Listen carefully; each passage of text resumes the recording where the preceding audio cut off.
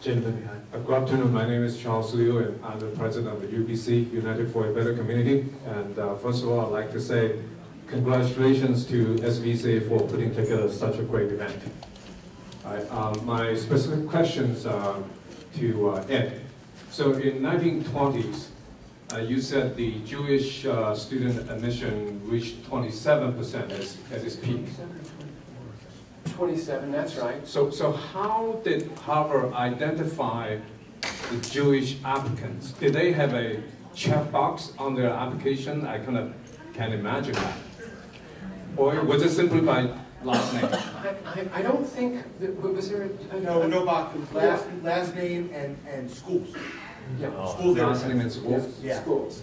And so, you know, if I'll use this example again, if your name is Claudia Zhao, there's a great likelihood that you're Asian. If you're applying to Harvard in 1922 and your name is Reuben Goldblatt, there is a very good chance that you're Jewish. So it was, I think, all by last name.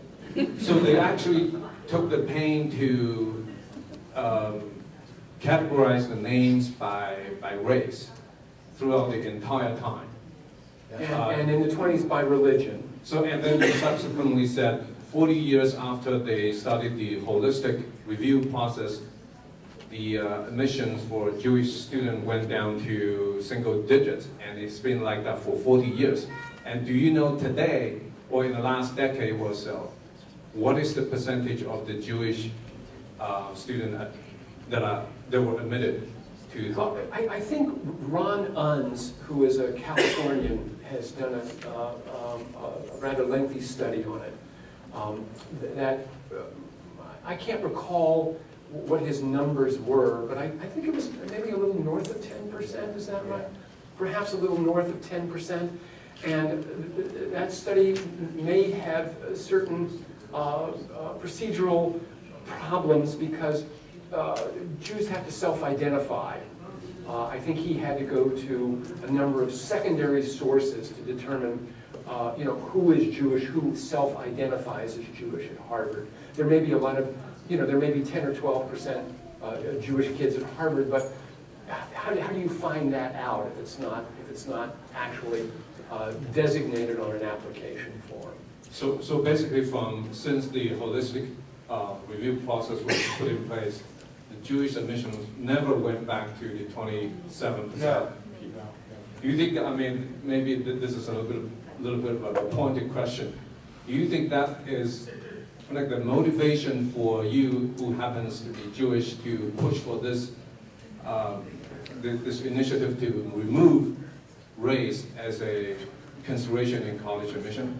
That's an interesting question, and I have a fabulous answer for that, because you can find that in our complaint, and you can find it as one of the conclusions of Ron Unz's study, and that is the unique thing about this Harvard lawsuit is that there are 3 ethnic groups that benefit from the quotas on Asians at Harvard: African Americans, Hispanics, and whites.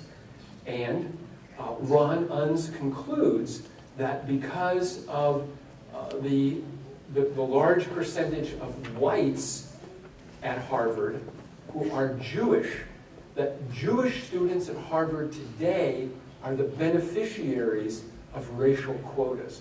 They aren't the victims any longer. So we've kind of done a complete reversal in what has happened at Harvard. So the answer to your question is, look, Abigail Fisher was Methodist, and we fought awfully hard for her. The answer to your question is, I'm not involved in Harvard to see Jewish students' numbers go up, because in fact, if we accomplish what I think we're going to accomplish, Jewish numbers will go down, and that doesn't bother me.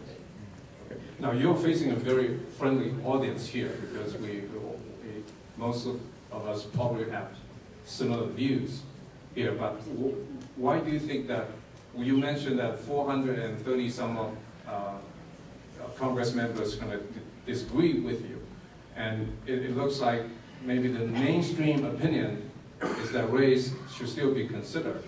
No. I'll answer this question. Just like last week, MTV released a survey, just last week, MTV released a survey, people, the millennials who born after in the 21st century, 88% support remove the racial consideration in the college admission.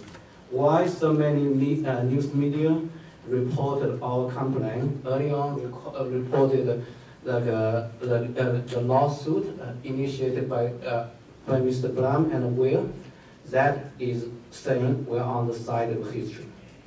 Let me add a little bit to that. Great, thank you. You know, Yukon cited this latest survey looking at millennium, but there have been several such surveys, national surveys being conducted. Newsweek did one in 2013 for all age groups, and I wonder how many percent you think indicate that they support race-based admission. What would be your guess? You know, I have no data to support it. I haven't formed So an the opinion yet. Newsweek survey says 25% of the Americans support race-based college admission, and 75%, 70% support admission preferences based on socioeconomic disadvantages, right? That's why my comment emphasized there are better alternatives. In fact, that is, I believe, something the Supreme Court indicated the schools should not consider race except on other. There are no other available ways to achieve diversity, and we think there are better ways. You know, race was a very important tool in the 70s, and that's why professors like myself, people of my age, are very passionate about protecting the race as a way of selecting students. As I said, I actually campaigned against the Proposition 209. I thought that was a terrible mistake. But that really is a crutch. You know, if you had a serious injury to your, say, ankle, you need a crutch. That's very important. But if you keep using that crutch, your ankle will no longer work because of disuse. You all know that. And this is the problem I say we're facing now. So I'm very glad we actually have a data point, because we're engineers, scientists here. We have a data point in California. This 209 took away the race as a consideration. What happened? It was not disaster for the African Americans, and the Hispanic American did very well. And in all these groups, the graduation rate doubled. And the school have to work harder. They have to look for other ways. I think your question is also like this: what do you do? Of course, there are many, many things that can be done, including government, where they put their money to fix the pipeline, and what schools have to do to reach out and how to help them once they are in the school. When you have a crutch that's a useless race to select and admit a lot of the students who are not matched academically with the institution, then the problem gets swept under the rug. You don't have to work to find the solutions.